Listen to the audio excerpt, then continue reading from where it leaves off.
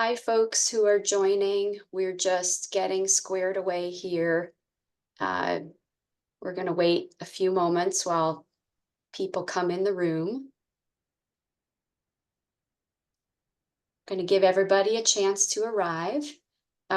Feel free to browse at any time under the More tab. There are resources with some links and a PDF for you. I hope you enjoy those. Okay, the numbers are still coming in. We'll give people another minute. Welcome, everybody. Welcome. Friends are still joining. If you're still joining, we're giving people a moment. And if you're eager to get your hands on some resources right away, feel free to look under more ... and you will see, hey, everybody, folks who are saying hello. I appreciate that. Oh, sure. Thanks for introducing yourself in the chat. What a great idea. Under the More link, you've got some links and a PDF. We'll say more about those. Okay, I feel like we're holding steady. So let's go ahead and get started. Oh, I'm so glad to know where you all are from.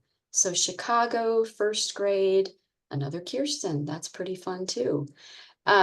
So my name is Kirsten Bohl, and I work for the Simons Laufer Mathematical Sciences Institute. That is a mouthful.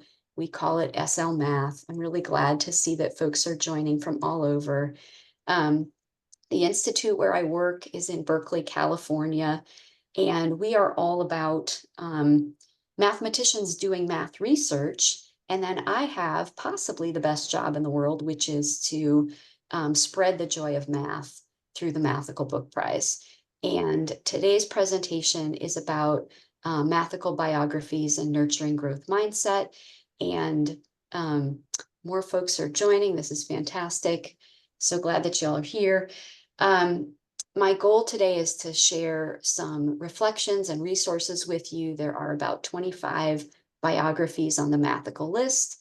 Mathical is a children's book prize and book distribution program through SL Math, as well as the National Council of Teachers of English and Teachers of Math, and with the Children's Book Council. And you're going to see a very bare bones slide show today. I do know how to make gorgeous slides, but I'm learning all this cool accessibility stuff that is so important. And so this is my first accessible slide deck, and it is very basic, friends. So, but it's got some great pictures coming up from the book. So we can go to the next slide. And we're going to leave time at the end. So I will, for questions, so please hang on to those or feel free to share them. Maybe in the Q&A is probably the easiest. And my colleague, Lisa Grant from Early Math Project, yay, Lisa is going to be running slides and helping with tech. I'm so grateful. Thank you, Lisa. So the first book is called Nothing Stopped Sophie, the story of Unshakable mathematician Sophie Germain. And let's just peek at the cover and then we'll get out of the slides for a minute. So there is Sophie on the cover. Again, very basic slides, friends. Okay, so we can stop sharing the slides and let me share some thoughts with you. So children can be inspired by many things. For children in second and third grade, which is where we're gearing things today, maybe ages 7 or 8, storybooks can be an easy access point for introducing a joy of math and finding personal points of connection with young readers. In addition, the stories of lives of young people who persisted despite barriers to getting the education they deserved, barriers to forming friendships and finding mentors, barriers to pursuing their vocation, their calling in life, what they felt compelled to pursue by an inner driving force to become their full creative selves. All those stories tracing how these young lives unfolded can be profoundly moving, both to children and to adults. So today I will share my own teaching perspective on 3 books from the Mathical List, which includes 25 youth biographies. You've got those in the resources tab under More, by the way. You've got those books. 25 youth biographies of mathematicians and scientists. Okay, first, a little bit about me. 2 things. I have loved books and fiction, especially since I was a very young child. And I am honored to have a job that allows me to work with children's books as coordinator of the Mathical Prize, which celebrates outstanding nonfiction and fiction for youth ages 2 to 18. Second, I am a lover of mathematics, mostly through what I've learned in the last 10 years through creative collaboration and immersion in a community of mathematicians, math teachers, math educators, and more. I did not come to understand math as creative, as collaborative, or as filled with stories until much later in life.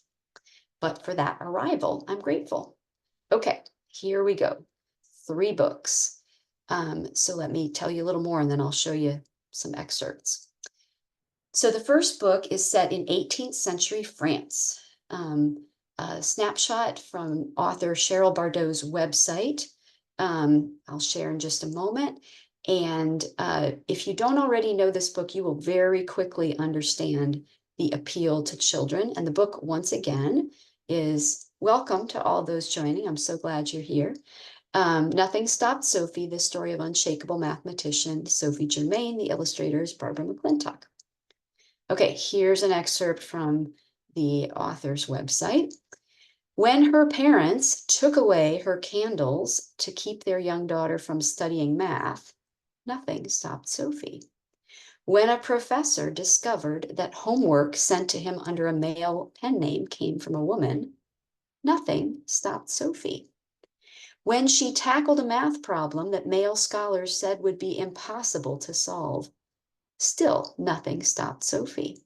She used her love of math and her undeniable determination to become the first woman to win a grand prize from France's prestigious Academy of Sciences for her formula, which laid important groundwork for modern architecture. So let's think for just a moment about higher education in the present day United States, as well as in Sophie's France of the 18th century. In some ways, not a lot has changed in higher ed, friends. We know this. It's founded on a system of scholars taking other scholars under wing, of knowledge built on existing knowledge. French Revolution very much to one side, this system does not prioritize revolutionary knowledge or actors who want to disrupt the hierarchy of social relationships that are at the heart of modern higher education.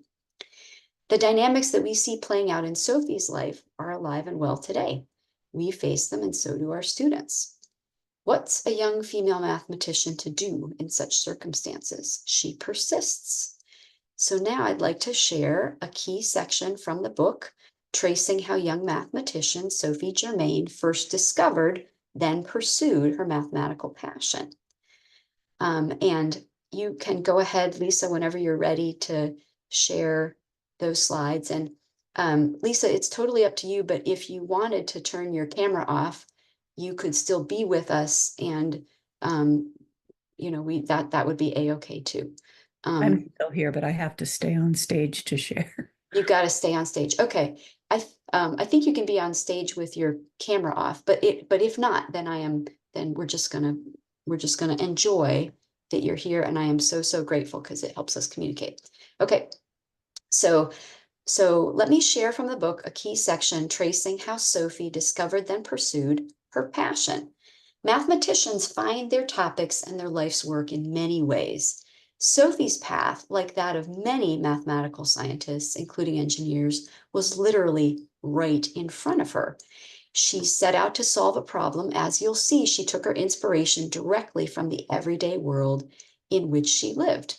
Now, Sophie wanted to meet a societal need, stable architecture. We want bridges, buildings, and other structures that won't fall down. And as we're about to see, her scientific process spans 6 years. You'll hear how it goes. 2 years, 2 years, 2 years. Oh my goodness. This is true to life. This is not the first mathematician or the last that you'll hear who spent that much time on a single problem. So the process of taking guesses, of being self-taught, of going beyond what already exists, of tackling something necessary but which others deem impossible, and persisting through lack of recognition, through injustice, through partial success, partial failure, building a deeper understanding of the material over time, above all, being unwavering in the belief that it's worth continuing. These are some of the themes you may hear. Okay, so now this is our read aloud, so here we go. At age 32, Sophie witnessed an experiment that revealed the hidden laws of math at work in our everyday world. She saw a scientist sprinkle sand onto a glass plate. As he rubbed a violin bow against the plate's edge, vibration shook the glass until it rang out with sound. Astonished, Sophie watched the sand dance across the plate. It formed circles, diamonds, figure eights. The higher the note, the more quickly the vibration shook the plate, and the more intricate the sand's pattern became. And I love the illustrations here and how they're showing us that. Suddenly, Sophie realized that every hand knocking on a door, her own boots clicking along the cobblestones, which we see here, every motion sent vibrations surging through nearby objects, just as waves flowed through water. Next slide. The rest of Paris was agog too. The prestigious Academy of Sciences offered a reward worth 3,000 francs to anyone who could find a mathematical formula that would predict patterns of vibration. The information could affect buildings, bridges, and who knew what else. How much vibration was too much? At what point would an object break? Academy scholars called the problem impossible. Their heads spun just thinking about the many ways vibration might move an object. But nothing stopped Sophie. Next slide. Just as math measures how bird wings move up and down during flight, Sophie knew math could measure a surface moving up and down from vibration. Again, the illustrations. She made her best guesses at what would affect this movement. Then she added and subtracted and multiplied and divided. She spent 2 years trying numbers in different combinations to write her equations. Then she submitted her work to the Academy, and this time Sophie used her own name, not a pen name, not a man's name. Moving to the next slide. Sophie's work sent shockwaves through Paris. The contest had received 1 entry, and it had come from a woman. Yet Sophie's solution was incorrect. When the Academy extended the contest, Sophie returned to work. Guess how many entries there were the second time? Sophie returned to work for 2 more years. She tested her predictions by vibrating sand on plates. Finally, after thousands of calculations, the sand moved just how Sophie's numbers foretold. This is real life math, folks. Her equation was as precise and elegant as a poem. Okay, did you see this coming? Sophie submitted the only entry. Come on, this is the whole country to the Academy again. Thank you, Sophie, Germain. This time, scholars agreed that her equation was correct, but they rejected her explanation for why it worked. Still, nothing stopped Sophie. She revised her research and submitted it to the Academy 1 more time. Let's turn the page. In 1816, Sophie Germain became the first woman to win a grand prize from the Royal Academy of Sciences. After 6 years, she had shaken the Academy enough to shatter its resistance. No one could deny she was a mathematician now. The human spirit, she later reflected, requires more resources inside when outside it has less. Okay, so let's stop screen sharing. Okay, and we're going to pause so we can stop the screen share. Great, thank you, thank you. So let's share just a few ideas about how I might introduce this book in a math classroom, and you've got plenty of your own. I might say, are you unshakable? About what? I might talk about what it means to be steady, even when the world around you is changing. I might point out examples of particular students' fortitude that I've seen, the students right in front of me, small everyday ways that the students in our class have stood up for their needs, their feelings, their ideas. I might share examples from my own experience about being calm and quiet when I have big feelings. It's going to depend on the age of the kids. I might encourage them to get into their bodies and do a breathing exercise to demonstrate in real time the inner peace that we're being called upon. I might ask, how does this book make you feel? Which part of the book do you remember and why? For some children, it might be the part where Sophie's parents take away her candles, the fire in her room, and her warm clothes, all to try to get her to stay in bed at night instead of leaping up out of bed to work on math problems of her own choosing. In fact, you can find some beautiful examples of student work on the Mathical website if you search under Sophie. And I can tell you from experience, kids love that part too. I might invite children to make their own storybooks about a moment in Sophie's life when she was unshakable. I might bring an experiment using sound and vibration, recreating sand on a plate with a tuning fork to make it vibrate, or even running a wetted finger around the top of some wine glasses, one half empty, one completely full, or one completely empty, are a few examples that I've seen. I know you've got more. With older children, I might share a quote from Sophie, and we just heard this quote: the human spirit requires more resources inside when outside it has less. I might say, what does this quote remind you of? What kind of resources do you have inside yourself? Okay, so we're on to the second book. And remember, we've got 3 books here and some general reflections. Second book, and let's go ahead and share the title for those on the slides, for those who are visual learners. It's called The Girl with a Mind for Math. So feel free to share the next slide. Thank you. The story of Raye Montague. And once again, for those who may have joined in the meantime, these are super simple slides. Accessibility is part of my learning curve, so we're starting simple. And let's look at the next slide and just stay here for a minute. So here's the cover. The Girl with a Mind for Math, the story of Raye Montague. The author is Julia Finley Mosca. The illustrator is Daniel Raye. Okay, so we're going to stop the screen share for the moment. So this book begins in Little Rock, Arkansas, where 7-year-old Raye Montague visited a traveling naval ship and wanted to know who designed it. Engineers. For Raye, that was the moment her life's dream and work took shape. She was committed to building ships. Okay, and Lisa, I was too quick to say let's stop. Let's go back to those slides. Sorry, we're learning here. And let's move forward, and we'll do little snippets of read alouds here. This book is in rhyme, which makes me want to get up and dance. We'll see what it does for you. In a state we call Arkansas, one winter day, a baby was welcomed, a girl they called Raye. She was bright as a star, super smart from the start. She was headstrong, this child, and not faint of heart. Yes, this girl had potential. Her granddad was proud. He told her, work hard, you'll stand out from the crowd. And something she'd cherish. When Raye was just 7, he took her to see her first ship. It was heaven. Next slide. A real submarine. Her eyes opened wide. Who made it? She asked as they followed the guide. Engineers, said the man, giving Raye's head a pat. Ugh. But my dear, you don't need to know about all that. At the time, the man's insult went over her head. No, you can't, were the words he meant but not said. So let's hold on this slide and I'll keep going because we're going to jump ahead. And I'm seeing some great questions about how Sophie became a mathematician. We are about to find out. So barred from pursuing engineering, because that was not for girls, she studied business. Unable to seek a career outright in her true field, she did her own best thing. She became a clerk typist to Navy engineers in DC, took computer classes at night, and taught herself what she needed to know.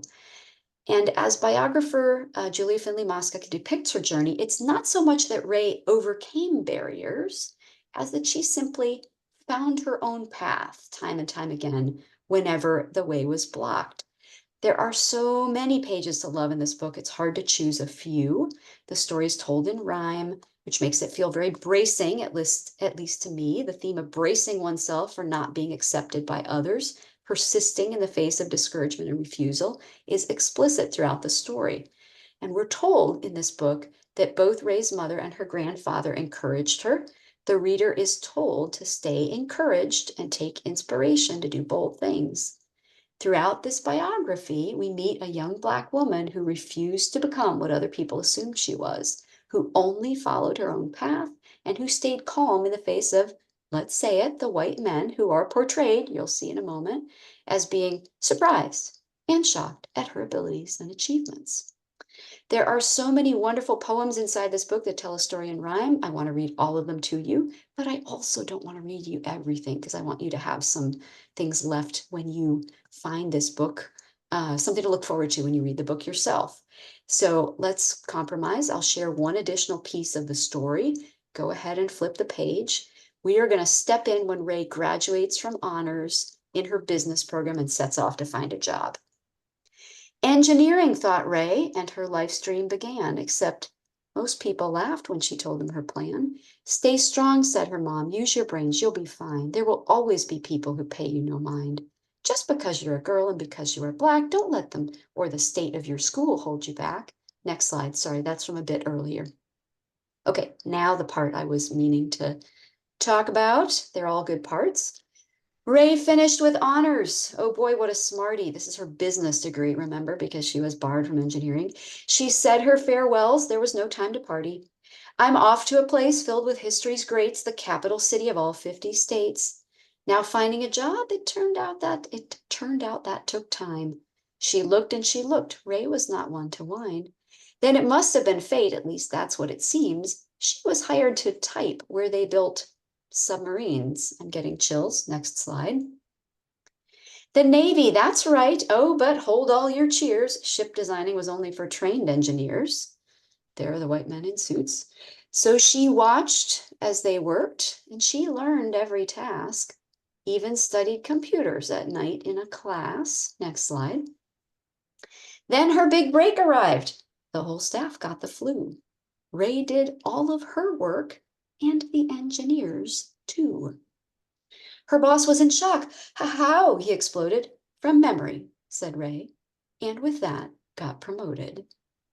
Life should have been swell, yet that wasn't the case. Her boss treated her poorly because of her race. Many people like him tried to make her feel small. Raye just held her head high, and she outworked them all. So let's stop sharing for the moment. Again, I really want to read the whole thing. Here are a few ways that I might introduce this book in a math classroom, and you will have your own ways, I'm sure. I might try a reader's theater approach, a student read aloud.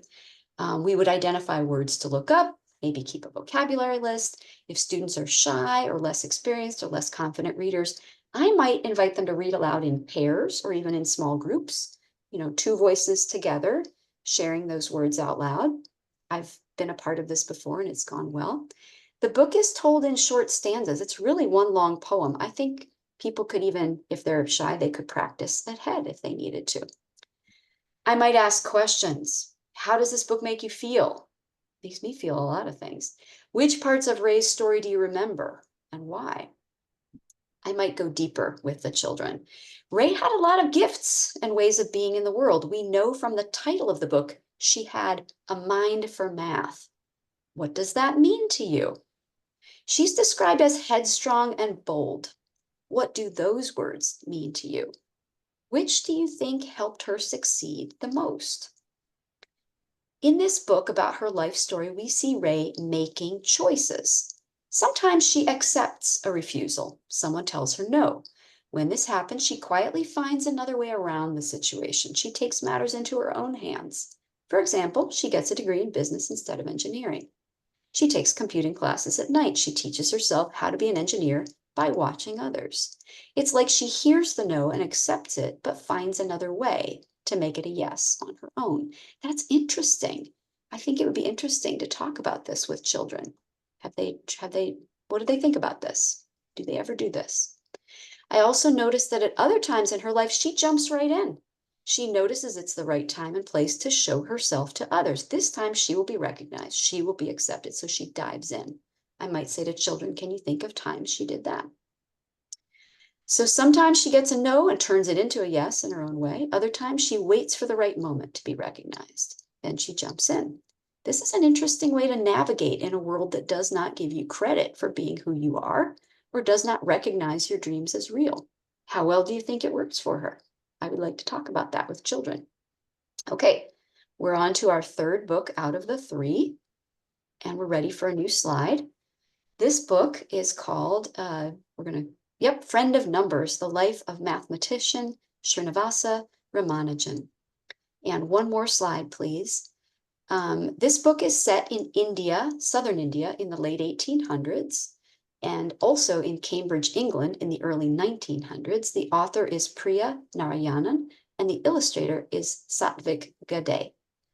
So let's hold on this slide, and we're going to do 1 or 2 or 3 slides as we go. So young Ramanujan went on to become, you may know the movie, The Man Who Knew Infinity. He went on to become one of the world's most celebrated mathematicians. In his early years and throughout his life, he faced many challenges. Like Sophie Germain, the first mathematician we met today, he had parents who were upset at his love of math. They did not like it.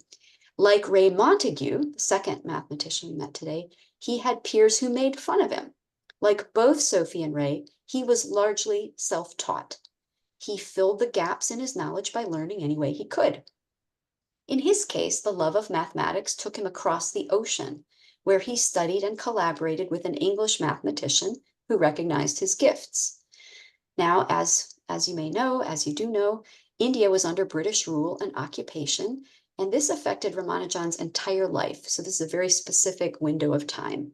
For him, the cross-continental journey meant many changes and ultimately led to his early death from poor health. Ramanujan overcame cultural taboos, challenged academic authority, lived without enough resources to maintain his health on both continents, and went against cultural expectations at University of Cambridge.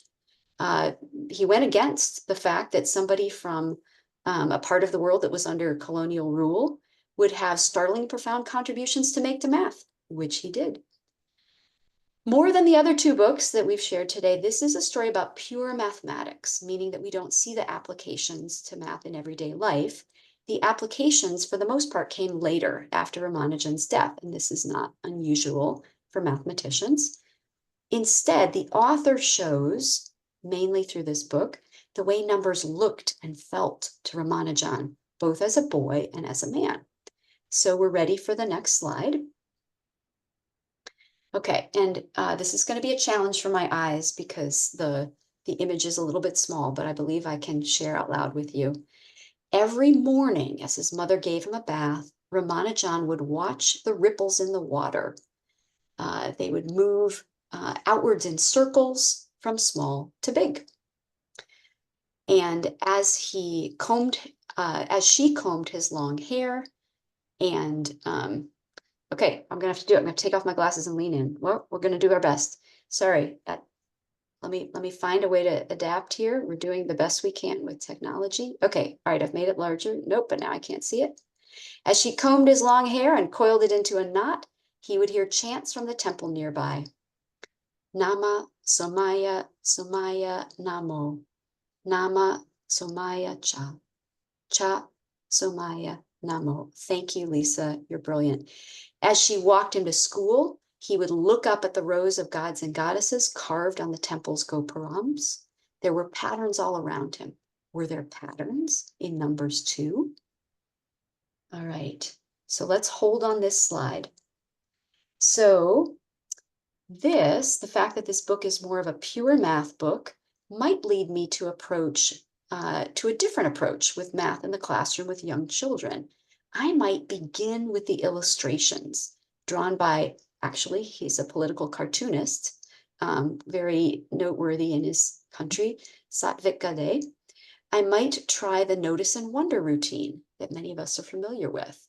I might say, let's start with the cover. So let's go back one. What do you notice? What do you wonder? I notice a lot of things. I know you're noticing things as well. Feel free to share in the chat, and we'll hold here for a moment. Something you notice or wonder.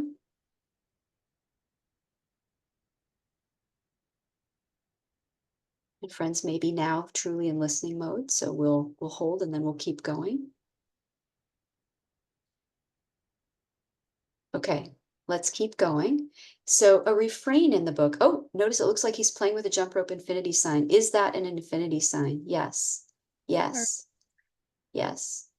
Yep. How about 2 more? Do we have 2 more? I know it's a small group. Shapes and numbers. Absolutely. My eye goes to the dragonflies because I love the outdoors. All right. Kirsten, I see the Fibonacci sequence there Do you? in Oh, the infinity symbol. numbers everywhere. Yes. I also notice he's smiling. This is a boy, this is a young man who is delighted to be in the company of numbers. And I see constellations. Okay. All right, there's a lot more here. Let's move forward for now. Thank you, friends. Okay, let's hold on this slide. A refrain of the book, something repeated over and over, is that the numbers made patterns only he can see. And we just looked. Oh, now we're going to move forward. Next slide, please. Okay, so now I need help making this bigger or zooming in a little bit more, or I can do that. Okay, so this is an example. Okay, I've made it bigger. I can, oops, back one page. All right, so here we go. We've flash forwarded. Lisa, you're amazing. We are now with Ramanujan. He is in Cambridge, England. He's studying with his collaborator. They're making breakthroughs all the time. And he's not gaining a lot of social acceptance. That took a great deal of time, but he's doing amazing things in math, having breakthroughs, and it's winter and it's cold, and he is here we go. One evening, as Ramanujan was getting ready to make some rasam, he's getting ready to cook dinner, a few lentils fell on the table. 7, he counted. How many ways can I arrange them? He suddenly wondered. This is a big question. Soon he was making combinations of lentils that added up to 7. By the time he finished, Ramanujan had counted 15 different combinations. Curious, he tried the same with larger numbers of lentils. 8, 9, 10, 11. We're ready to move up. Unless I'm very much mistaken, friends, there's an entire field of mathematics called combinatorics, and we may be in it. It was well past midnight when Ramanujan discovered that he could make 627 different combinations of lentils that added to 20. By then, there were lentils all over, on the table, on the floor, on the stove, on the sofa, even on his bed. And the rasam was still not made. Okay, we're ready for the next slide. We're ready to move. Oh, thank you so much. Okay, and I think I can read it, but I wouldn't mind bigger. Thank you, thank you, thank you. So this is the same night this is the lentil night. He couldn't sleep all night. Can I find a way to calculate how many different ways smaller numbers can be added up to get the same large number, he thought. Early the next morning, he rushed to Professor Hardy. This is his collaborator. The two immersed themselves in discussions that led to some very important discoveries, and perhaps an entire field of mathematics, if I'm not mistaken. Don't quote me on that. We'll check it afterward. Another day, here's another way that this amazing mathematician's mind worked. Professor Hardy happened to mention that the taxi he'd just come in had quite a boring number, 1729. No, it's a very interesting number, Ramanujan shot back. His sharp memory drew out something he'd read about long ago, and on a piece of paper, he scribbled 1729 equals 12 by 12 by 12 plus 1 by 1 by 1. 1729 equals 10 by 10 by 10 plus 9 by 9 by 9. Look at the pattern, he exclaimed. You're going to need someone other than me to share with you more about what's happening there. But the point being, he found a pattern. Numbers were his friends. He could remember special things about them, the way one remembers a friend's birthday. Okay, let's just hold on that and talk about how I might share this book with young friends in the classroom. So once again, I might focus on the illustrations. We just saw some discoveries. I might say, have you ever made a discovery of your own by looking closely at something? What happened? And some more expansive questions. How does this book make you feel? Which part of Ramanujan's story do you remember? And why? Ramanujan was a friend of numbers. What did this mean for him? Do numbers ever feel like your friends? Yes, no, sometimes. Tell us more. If sometimes, say more about that. What are the times? If no, could this change? Why or why not? Okay, so let's stop sharing with the slides for a moment. And I want to leave you with some questions and approaches across the 3 stories. And then we're going to open it up for questions and discussion, whatever we want to do. So here are 3 thoughts I'm going to leave you with, and I'm going to share some resources. We're going to open it up. First, you are building children's relationship with knowledge. Math is stories. Math is part of real lives, real people who lived and thought and hoped and dreamed and made things up or discovered mathematical truths that changed our world. Sometimes subjects in school can seem handed down, but how much better if we can encourage young children to develop their own relationship with knowledge, in this case, math. What is that child's relationship? When we examine youth biographies of mathematicians, we are really sharing the stories of people's lives. How can we light this up for children? Okay, here's one thought, and I've done this with older children, but I think it could work with youngers as well. Perhaps we encourage children to write their own autobiographies. A simple way to do this with a mathematical twist might be to introduce timelines. Ask children to pick three big events in their lives. They've now read one, maybe two, maybe three biographies. What are three big events in your own life? Any events they want. Put them on a timeline with how old the child was when that event occurred. Pictures are welcome. They can illustrate this, they can draw, they can color, and then maybe put the art up on the walls or maybe have kids share them with others. Okay, number two, math as persistence. And here we are with growth mindset. Ask our children, do you have a dream? Something you want to do more than anything else? Maybe it's small, maybe it's big, maybe it's for today, maybe it's for your whole life. It's good. Is there anything holding you back? Is there any who or what? Is there any person holding you back? Is there any reason holding you back? Draw a picture of your dream. Draw a picture of what's holding you back. Write a poem about it. I think that would be fun to do after reading the Raye Montague. And maybe we could do that out loud together. We could write our own poem as a class. All right, number three, math as creativity and variety. This is one of my favorites. Again, remember, I'm coming to you as a since childhood fiction lover who has fallen into a marvelous time with mathematicians and math education. Math as creativity and variety. What does this mean? Well, I might talk about how we eat different colors of food to stay healthy. Green vegetables, red fruits, purple, yellow, orange, um, black rice, black seaweed, all these good foods. The variety is what makes us stay healthy. Or think of a garden of flowers. Are they all the same color? No, they're all different. Well, math is like this too. Huh, what do I mean? What does that mean? Well, there are many ways to learn math. There are many kinds of math. For example, the math that Sophie and Raye did was called engineering, computer programming, coding. It helps us build and design structures that are safe and strong. There's a book on the Mathical List, by the way, called Women in Engineering that's listed in the biographies handout. Has many short biographies of, yes, women engineers, just a side note. Engineering helps us build and design structures that are safe and strong. It helps us tell machines, coding helps us tell machines how to create more code to do different things. Now that's different from the kind of math that Srinivasa Ramanujan did. His was more theoretical. What the heck is theoretical? That means when he did it, he did not know what it was going to be used for. That's kind of cool. He simply looked for patterns in the numbers. He listened. And think of the patterns in the prayers at the temple. That was a pattern he listened for. So here's an interesting thought, right? We could try listening, looking, maybe even touching, using our senses to look for patterns in the world. Maybe we'll make a discovery about math. So I might say to children, what's something in the world that you love? Kids might say sports, music, art. Do you think there might be math behind that? Yes. How could you start to find it out? And that might lead some interesting places.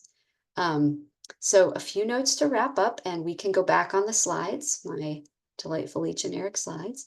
So think of this as the housekeeping part of the presentation. So all three books shared today include author's notes and information about the lives of the three mathematicians, also detail about the math. All three stories have reading guides, and you can find those as you're here today under the more ... Look there, and there are links to resource guides. You're going to notice that the one about Ramanujan's book was created by the Early Math Project. Thank you. The other two are through Dream. So they all have reading guides where you can find more activities to do with children.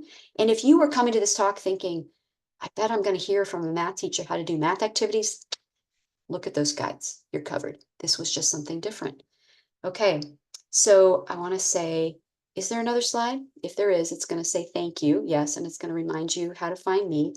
With that, Let's stop sharing the slides and I am going to see, I believe we have about another 10 minutes. You're welcome. Thank you for coming. Thank you for being here. And I am very open to questions, also discussion in the chat and Q&A. And I'm interested to see what your thoughts might be. And while you're doing that, I'm going to remind you that while you're thinking, I'm going to remind you that in the, oh, good. I'm glad, Maria, that you had a good journey.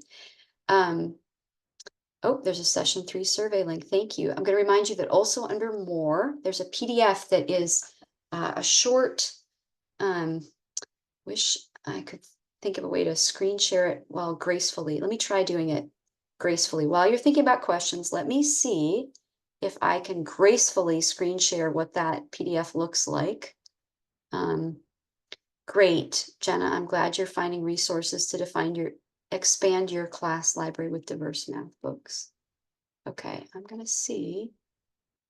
Oh, it's gonna make me download it, well, which I could do. Great, Denise. I'm glad you enjoyed the books. All right, I think I'm just gonna stay where I am because it's challenging me. The download is, oh, maybe it did. Oh, no, no, no. Adobe wants to restart in order for me to share that with you. No, we are not doing that. Let me look. I'm going to hold where I am. And I'm just going to say that in that resource, you've got basically a 4x6 card, very colorful, with the title, a very short description, mostly from WorldCat. And then of all the 25 biographies out of the 150 books on the Mathical List, you're going to see, does it have a reading guide? Meaning one that our organization has been a part of or is recognizing right away. Does it have a Spanish language translation that we know of? Because this is key. And what's the third one? I know there's a third one. Anyway, you're going to see some facts about it. All right. I'm curious if there are other questions. I see a Q&A. Here we go. Is there a book you recommend for early childhood? Well, Lisa, I'm going to put you on the spot because you are clearly so much more adept than I am. One of those links is the Mathical website. Is it possible for you to screen share that? Because, or actually that I should be able to do. Okay, I feel like I either need to, I'm going to stay because I'm going to stay where I am because once I start moving my eyes away from this, I get lost quickly. What I was going to do is screen share the Mathical website and show you how we go to the page where you can explore the books, explore all books, and then you can sort by pre-K and you can see all the pre-K. You are correct that the youth biographies tend to start more K2, but okay. So Lisa, if you're so kind, under Mathical Books, that first tab, go to Explore All Books. You are amazing. You're already there. It already took you there. And then if you type under the age group, if you choose the 2 to 4, the first one, and hit search, it's going to show you. And then Lisa's going to scroll through just some of these are some of the many pre-K books, and they are all wonderful, let me tell you. Okay, I'm going to look at the next Q&A. I hope you'll go and take a look, or maybe I think we answered it live. Okay, and I think we did it. Other questions? I see new things in the chat. Okay, Denise enjoyed the books. Great. There's a next page. We're going to keep going with all the pre-K. The early math project has several of these as book guides. Yes, it is not a coincidence that two, shall I say, well-informed organizations have converged on books.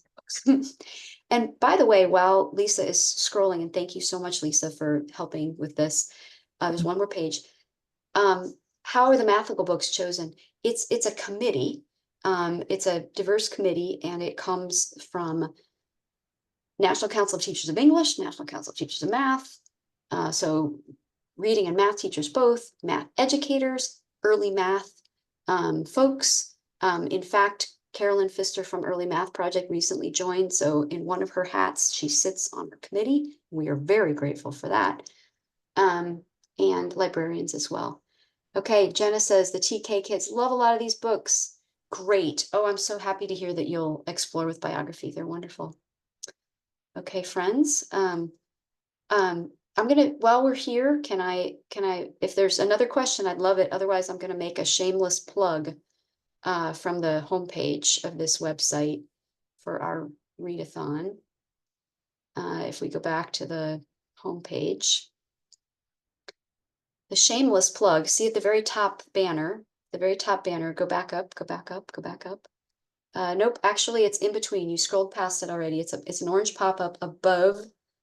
It's right under the world. There you go. Join the powers of 10. Okay, you might have seen John Urschel already. I just want you to know that we're having our first ever readathon this year, and you all are very welcome.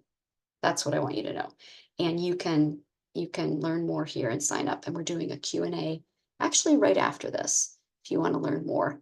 But the video that you might have seen with John Urschel, who's one of our committee co-chairs, is here. We won't play it right now because you may have already seen it, but you can, it's 2 minutes long. It's about jelly beans. And so what are we going to do in this readathon? We're going to, there will be jelly beans, there will be puzzles, there will be chess. John Urschel likes chess. It's going to be fun. And it's pre-K through grade 8. And we're just going to see how many mathical books, how many of those 150 books, and how many children, how many times we can read those books next school year, in one-on-one, in your classroom, whatever. Okay. Anything else for the good of the order, as we used to say when I was growing up? Anything else for the group? Oh, a new Q&A. Thank you. I love Baby Goes to Market. I do too. I do too. All right. We're going to wait just a moment, see if there's more that anyone needs to share. I'm so grateful, this group. I could feel your care and love and attention for the children that you serve while we were together. I'm wacky that way. I can feel it. So thank you. Yep. All right. So I think we're going to let go now and say thank you and give you back a few moments to stretch. Oh, wait, another Q&A. Another Q&A. Is there a way to search books by math concept? Not yet. I was this very week. That's a great question. This very week, I was at the first ever joint NCTE. Thank you, Elizabeth. First ever joint ever NCTE NCTM conference. It was people in self-contained classrooms or just reading and math separately from K to 5. And what I learned, please do fill out the survey. Tell me how to make it better. Tell me what you liked. Tell me both. Tell me what you want to know that didn't get answered. Thank you. So at NCT, NCTM, lo and behold, among the hundreds of sessions, there's a trio of women who have been studying. We're 10 years in, Mathical List. We have our 10th birthday. Thank you, Susan. I'm glad. And they did a critical analysis of 10 years of the Mathical List. Now that group has analyzed our list by math subject area. I will be talking with them this week, next week, to see, can we integrate that on our website? Another way is teachingbooks.net has a lot of this information already. All of our books are there. And while we do have teachingbooks.net on our website now, we are going to do an overhaul of our website to integrate the math concepts. And maybe it'll be with this trio of independent scholars, maybe it'll be with teaching books. It remains to be seen, but we would like to offer that. We do not currently, mostly because we need a partner who really is focused on math education to do that with us. So yeah, if you know somebody else who wants to do it, let me know. But you will see all the reading guides for early math already have the standards information. So they're there. Okay, the lobby and the closing remarks for further info, then join us in the networking opportunity at 1. Okay, it's time. Thank you, friends. Goodbye. Thank you.